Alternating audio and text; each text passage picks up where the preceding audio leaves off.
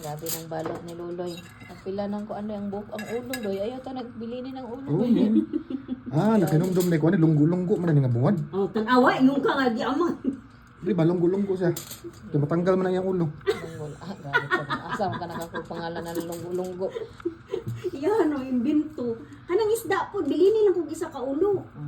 Ay mo punay po daming isda. Ay, oo, eh. Ano sila? Ay, di na. Ako na isip pa rin.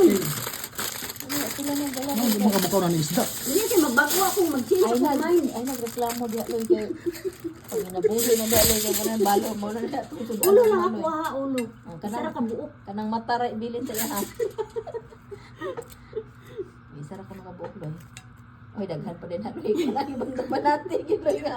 Makuha niyo. So, sino? Wala kay pamahaugma. Gupamahaw Di, dito, bilhin na mas siya. opisina ko Bilhin na gupamahaw. Mo ni sila may ibutang sa utan nga. Ibili na duha. Reklamo na gid siya kay. Mo ni sila may ibutang sa kuan, utan nga. Ano gani Kaya, ulo mo kani? Oy, oh, bas uy. Bas uy. siguro natin na bas uyon. Na kani, di kani. Diba siya na. Ibang Canadian style man na dili na siya na. Wala sa anak ko ugma.